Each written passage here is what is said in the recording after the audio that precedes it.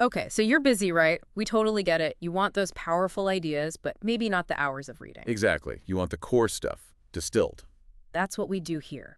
Today, we're diving into a book that, well, it definitely gets people talking. Robert Greene's The 48 Laws of Power. Yeah, it's influential, no doubt. Yeah. Controversial for some, maybe, but it really holds a mirror up to how powers worked throughout history. Unsettling at times, too. For sure. And look, our mission today is pretty clear. We're pulling out the key insights from 5 specific laws in the book, Giving you that actionable knowledge, plus some pretty wild historical context. and we're going straight to the source excerpts from the book itself. No messing around. So yeah, it's Greene's ideas, his examples, we're just unpacking them. Right. And just to give you a taste, we'll be looking at things like, how to keep your image spotless by maybe using others, how to build up a really devoted following, the power of just acting boldly, Oh yeah, that's a good one. why planning all the way to the end is crucial, and this idea of making amazing things look like they were no big deal. Sounds like a trip through the strategic mind.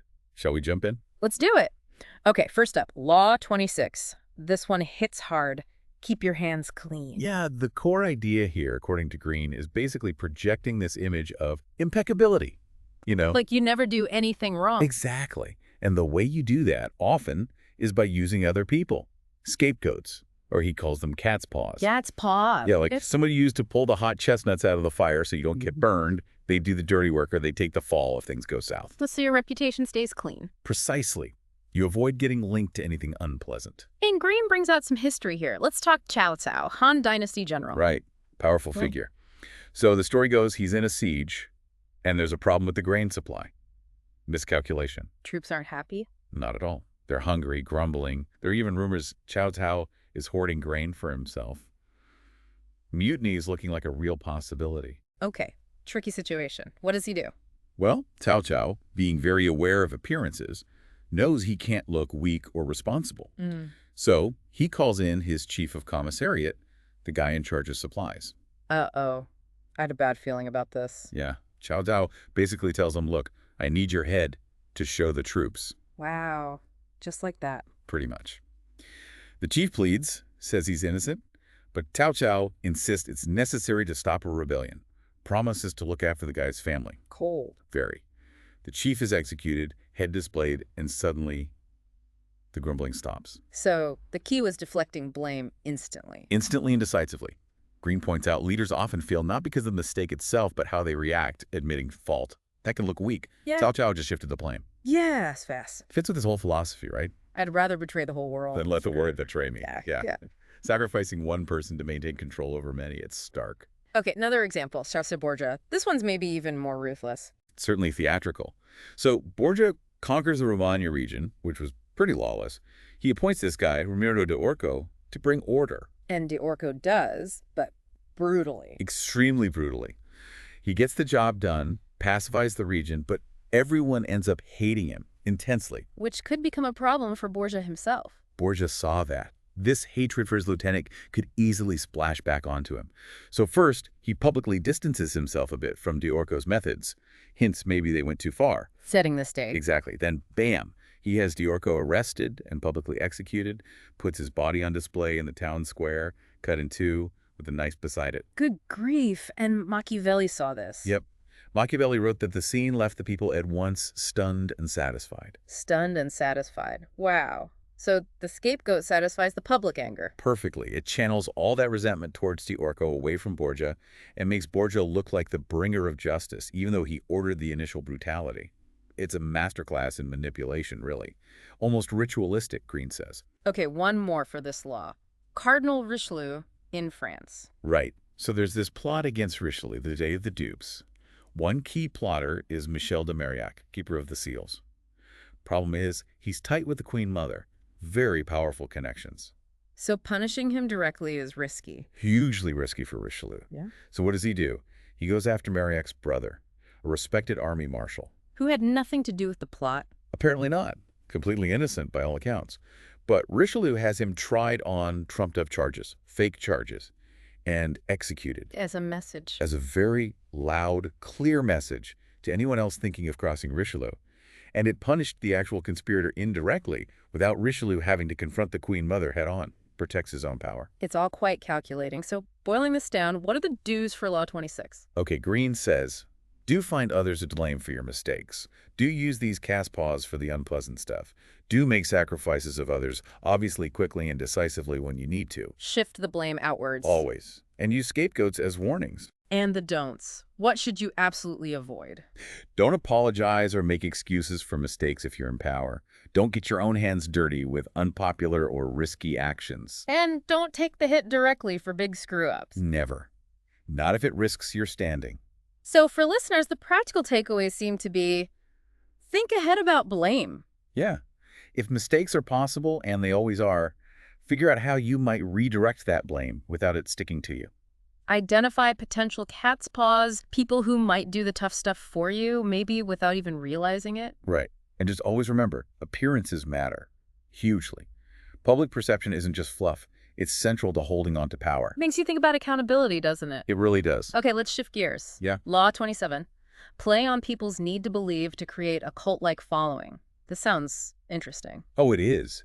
This law taps into something deep in human psychology, that desire we all have to, believe in something bigger. A cause, a leader, a new idea. Exactly. And Greene argues that if you offer people something like that, a cause, a new faith, using words that sound promising but are maybe a bit vague. Vague but promising. Got it. And you focus on enthusiasm, emotion, rather than just cold, hard logic. Get people excited. Right. And then you add in things like rituals, maybe ask for some sacrifices. Right. You can build this incredibly devoted following, and that following gives you immense power. Greene starts with European charlatans, 16th, 17th century. Yeah, it was a time of big changes. Old religious certainties were shaking, science was rising, but hadn't filled the gap yet. People were searching. And these charlatans stepped in. They did. Often started selling miracle cures, maybe alchemy secrets, but they figured something out. Talk to a big crowd, get them emotional, and skepticism just melts away. The power of the group. Definitely. Speaking from a platform, using that shared energy, it bypasses critical thinking. So Greene breaks this down, calls it the science of charlatanism, 5 steps. Yep. Step 1, keep it vague, keep it simple. Okay, explain that.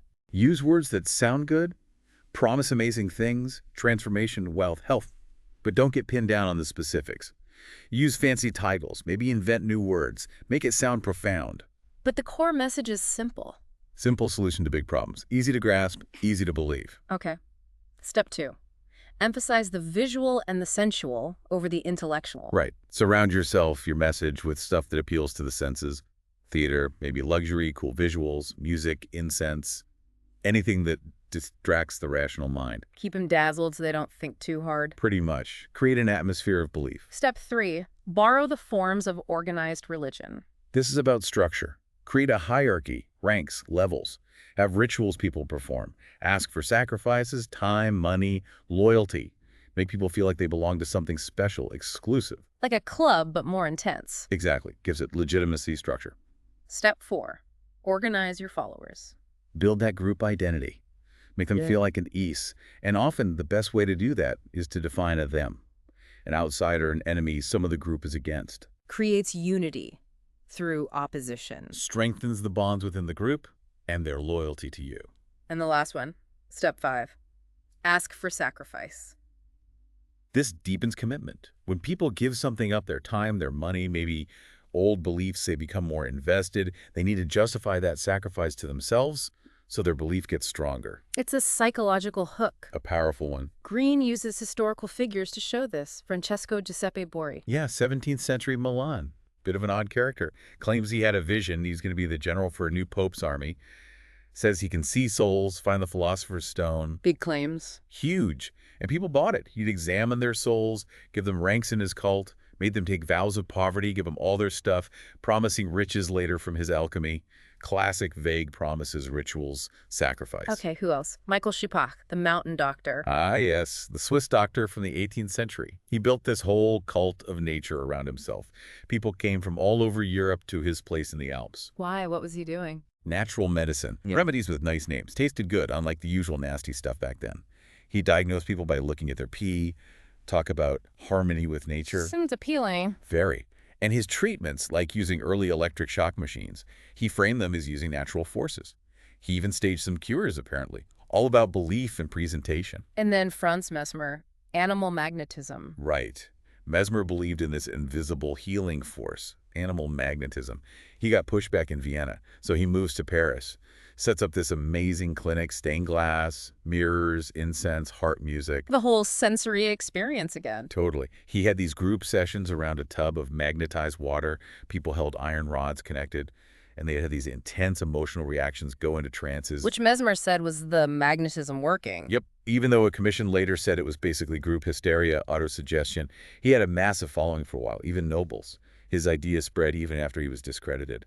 Shows the power of belief. So bringing this together for listeners, practical takeaways. First, look for those existing needs or desires for belief in people you want to influence. What are they searching for? Then craft a message that taps into that. Inspiring, but maybe a bit fuzzy. Yeah, leave room for people to project their own hopes onto it. Then use visuals, senses, rituals, create that emotional bond. Build that group identity. Us versus them. Crucial for cohesion. And finally, don't shy away from asking for commitment, for sacrifice. It paradoxically strengthens belief. It's all about tapping into that deep human need for meaning and belonging. And channeling it. Okay, let's move to Law 28. This one feels more direct. Enter action with boldness. Yeah, this is about the sheer impact of acting decisively, confidently. Greene argues that boldness often covers up flaws, intimidates others, and just grabs attention. While hesitation makes you look weak. Exactly. Hesitation invites doubt, invites others to step in and take advantage. Bold action, even if risky, establishes authority. It can succeed just because it's so audacious. Greene uses Count Victor Lustig again, the guy who sold the Eiffel Tower. Oh yeah, this story is perfect for boldness. Lustig, this master con man, doesn't try some small scam. He targets the biggest scrap metal dealers in Paris. And tells them the government is secretly selling the Eiffel Tower for scrap. I mean, how audacious is that? Selling the Eiffel Tower, the sheer nerve, the scale of it, actually made it more believable, not less. He even faked an official tour. And the bribe part. Right. When the dealer he picked hesitated slightly, Lustig didn't back down. He demanded a bribe. Which sealed the deal. Bizarrely, yes. The dealer thought, corrupt official, this must be legit. Lustig walked away rich. And the craziest part, he tried it again 6 months later. Unbelievable boldness. Okay, another one. Ivan the Terrible's rise. Yeah, as a kid, Ivan was basically pushed around by these powerful families, the Boyars, especially the Shuskis. They humiliated him. And he just took it for years. Seemed like it. Looked totally passive, meek even, gave no sign of resentment. But underneath? He was waiting, watching. Then, one day he's only 13, he just snaps his fingers. Orders Prince Andrei Shusky, the top dog, arrested and killed. Then banishes his allies. Whoa. Complete turnaround. Total shock to the system. After years of silence, this sudden, brutal act of boldness completely flipped the power dynamic, established Ivan's authority instantly. Shows how a single bold move can change everything. What about the Korean story? Hus. Right, the scholar. Comes out of seclusion, goes to a millionaire, Byung-si, and asks for a huge loan, 10,000 yang.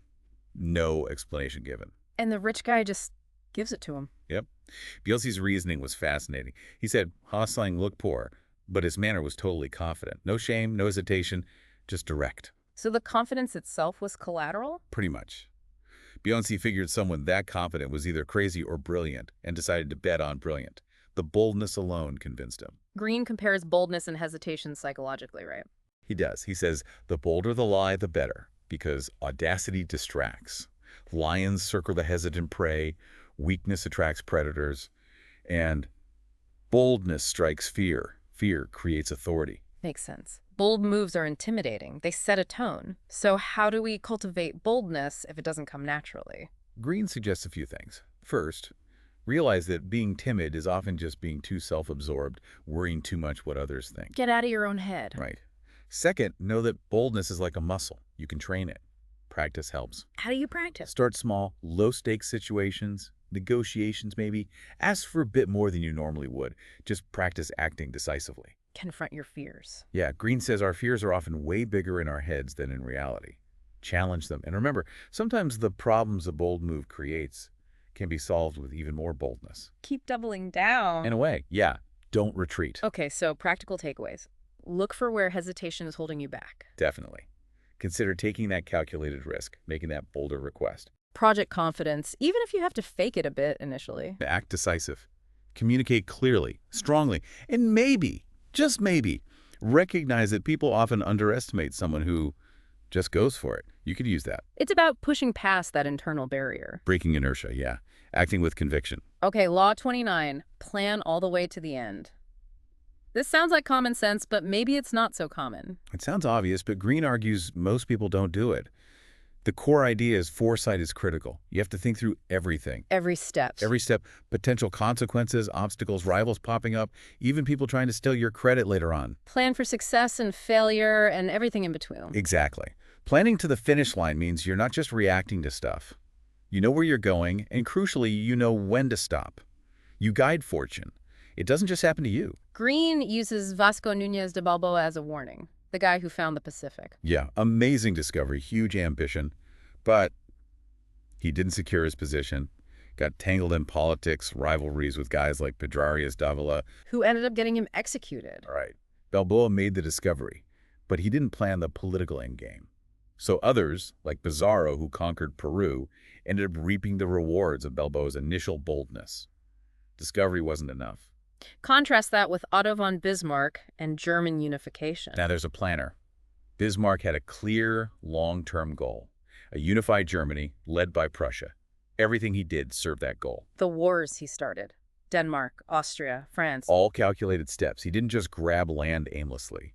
Each war served a purpose, weakening rivals, building alliances, stirring up German nationalism, and just as importantly, he knew when to stop fighting to consolidate power. He didn't overreach. He knew the end point for each phase. Yeah. Masterful long-term strategy. And the negative example, the Athenians invading Sicily. A classic case of poor planning. They got excited about glory, expansion during the Peloponnesian War, launched this massive invasion of Sicily. Far from home. Very far. Didn't really think through the logistics, the strength of the Sicilians, or the fact their enemies back home would definitely react. And it was a disaster. Complete catastrophe. Huge losses. Weakened Athens significantly. All because they were driven by short-term desires, not long-term consequences. So Greene's point is most people focus on the immediate. Yeah, they react to what's right in front of them. Real power comes from seeing the whole chessboard, thinking several moves ahead, anticipating. Practical takeaways for us then? Before you start something big, really try to visualize the whole path. What could happen, good and bad. Think about who might get in your way down the road. Identify those potential rivals, obstacles. Know your ultimate goal, crystal clear. Make sure every action actually moves you towards that end. Don't get distracted by small wins or losses. Keep your eye on the prize. And, crucially, figure out when enough is enough. When is it time to stop, secure your gains, and not push your luck? It's about strategic patience and knowing the destination. And having the discipline to stick to the plan. All right, our final law for today, Law 30. Make your accomplishments seem effortless. This is intriguing. The art of looking cool while doing amazing things. Pretty much. The idea is, whatever you do, especially if it's skillful or difficult, make it look easy, natural. Hide the practice, the sweat, the clever tricks. Why? What's the benefit? It creates this aura of, like, innate talent. Superior ability makes people admire you more. And importantly, it prevents them from figuring out how you do it. So they can't copy you or use your methods against you. Exactly. Keep your secrets safe. Greene uses sen no riki and the Japanese tea ceremony. How does that fit? Riki was a master of tea, and his whole philosophy was about naturalness, wabi-sabi. But achieving that naturalness took immense skill and effort, which he believed should be concealed. He didn't like seeing the effort. Hated it. Greene tells stories of Riki criticizing hosts who tried too hard a gate that looked too perfectly rustic, a lemon cut too deliberately, even cushions removed from snowy steps, too obviously to show consideration for the emperor. It looked contrived, not natural. The effort showed. Interesting. So the effort itself breaks the spell. What about Houdini? Houdini is the ultimate example. His escapes looked impossible, superhuman. But he always projected calm control. Never let you see the years of practice, the physical conditioning, the clever engineering behind the tricks. He let people believe it was magic. Or just sheer willpower. He guarded his methods fiercely. That famous challenge with the unbeatable handcuffs. He struggled for an hour behind a screen but came out looking cool as a cucumber. All part of the act, concealing the effort maintains the mystique. And the story about Date Masamune and the artist Tanyu. Yeah, Masamune hires Tanyu to paint some screens. Tanyu starts by just splashing ink everywhere with a horseshoe. Looks like a total mess. Masamune must have been furious. Apparently he was livid, thought the guy was ruining his expensive screens. But then Tanyu works his magic, and those messy splashes transform into beautiful crabs and swallows. So the messy start was intentional. It seems so. It hid the actual skill and planning involved, made the final result seem even more brilliant, like it emerged effortlessly from chaos. The lack of visible effort amplified the perceived genius. Greene also mentions sprezzatura from Castiglione. Yes, sprezzatura. It's an Italian Renaissance concept from the Book of the Courtier. It means making difficult things look easy, nonchalant, like you just tossed it off without thinking. The ultimate cool. Exactly. Castiglione said courtiers should hide all the effort, make everything seem natural. Renaissance artists did it too, kept their studios private, didn't show the sketches and struggles, just the perfect finished piece. Preserves the magic. Okay, so how can listeners apply this? Make their work seem effortless. Well, first, you actually have to put in the work. Prepare, practice, get really good behind the scenes, master your craft. That's the part you hide. Right. Then, when you perform or present, project calm, confidence. Act like it's natural for you. Don't talk about how hard you worked or reveal all your tricks. Definitely not. Let the results speak. Concealing the how makes you seem more powerful, more uniquely talented. And it makes people think you have even more potential. Yeah, if you can do this so easily, what else are you capable of? It creates an aura of untapped power, of mastery. So, quite a range of laws we've covered. From ruthlessness to belief, to boldness, planning, and finally, presentation. It's a fascinating look into the darker and more strategic corners of human interaction pulled from history by Greene. And understanding these ideas, even if you find some of them morally questionable. Right, you don't have to use them all. But knowing they exist, seeing how others might use them, that gives you insight, helps you navigate things more effectively. Some of those historical stories were really eye-opening. The counterintuitive stuff, like boldness being convincing because it's audacious. Definitely some aha Yeah. moments in there. Makes you look at power plays, maybe even office politics a little differently. So maybe the final thought for everyone listening is, take a look around. How might these dynamics be playing out in your own world, for better or worse? It's definitely something to reflect on. And with that, I think we've covered the 5 specific laws from Greene's work that we set out to discuss today. Full coverage.